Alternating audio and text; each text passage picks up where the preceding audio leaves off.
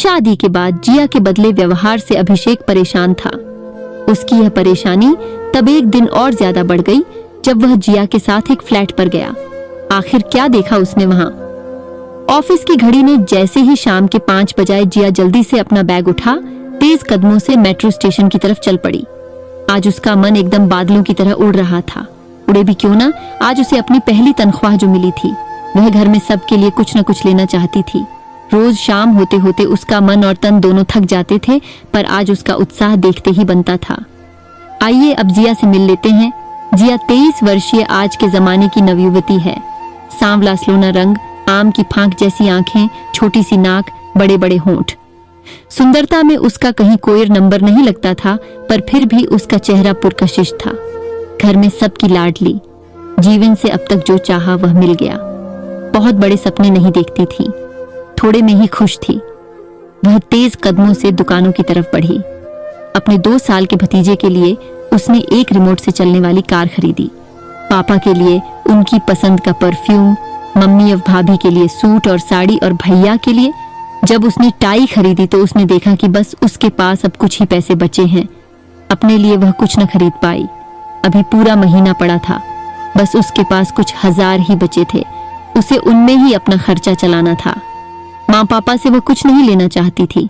जैसे ही वह शोरूम से निकली, बाजू वाली दुकान में उसे आसमानी और फिरोजी रंग के बहुत खूबसूरत पर्दे दिखाई दिए। बचपन से उसका अपने घर में इस तरह के पर्दे लगाने का मन था। दुकानदार से जब दाम पूछा तो उसे पसीना आ गया। दुकानदार ने मुस्कुराते हुए कहा कि ये चंदेरी सिल्क के पर्दे हैं, इसलिए दाम थोड़ा ज्यादा है, पर ये आपके कमरे को एकदम बदल देंगे।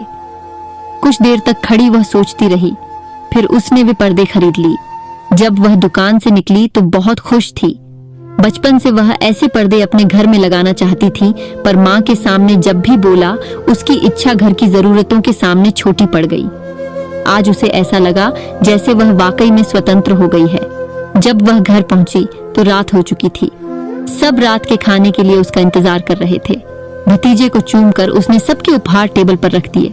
सब उत्सुकता के साथ उपहार देखने लगे। अचानक माँ बोली, तुम अपने लिए क्या लाई हो? जिया ने मुस्कुराते हुए पर्दों का पैकेट उनकी तरफ बढ़ा दिया। पर्दे देखकर माँ बोली, ये क्या है? इन्हें तुम पहनोगी? जिया मुस्कुराते हुए बोली, मेरी प्यारी माँ, इन्हें हम घर में लगाएंगे। माँ ने पर्दे वापस पैकेट में रखे और फिर बोली, इन्हें अपने घर लगाना। जिया असमंजस से माँ को देखती रही। उसकी समझ में नहीं आया कि इसका क्या मतलब है। उसकी भूख खत्म हो गई थी। भाभी ने मुस्कुराकर उसके गाल थपथपाते हुए कहा, मैं आज तक नहीं समझ पाई, मेरा घर कौन सा है? जिया, तुम अपना घर खुद बनाना। और फिर भाभी ने बहुत प्यार से उसके मुंह में एक निवाला डाल दिया। आज पूरा घर पकवानों की महक से महक रहा था। माँ ने अपनी सारी पाककला को निचोड़ दिया था। कचौरियाँ, रसगुल्ले, गाजर का हलवा, ढोकले, पनीर के पकौड़े, हरी चटनी, समोसे और करारी चाट। भाभी लाल साड़ी में इधर से उधर चहक रही थी। पापा और भैया पूरे घर का घूम घूम कर मुआयना कर रहे थे, कहीं कुछ कमी न रह जाए।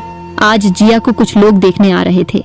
एक तरह से जिया की पसंद थी, जिस पर आज उसके घर वालों को मुहर लगानी थी। अभिषेक उसके ऑफिस में ही काम करता था। दोनों में अच्छी दोस्ती थी, जिसे अब वे एक रिश्ते का नाम देना चाहते थे। ठीक 5 बजे एक कार उनके घर के सामने आकर रुकी और उसमें से 4 लोग उतरे। सब ने ड्राइंग रूम में प्रवेश किया। जिया ने पर्दे की ओर से देखा। अभिषेक जीन्स और लाइट ब्लू शर्ट में बेहद खूबसूरत लग रहा था। उसकी माँ लीला आज के जमाने की आधुनिक महिला लग रही थी। छोटी बहन मासूमा भी बेहद खूबसूरत थी। पिता अजय बेहद सीधे साधे व्यक्ति लग रहे थे।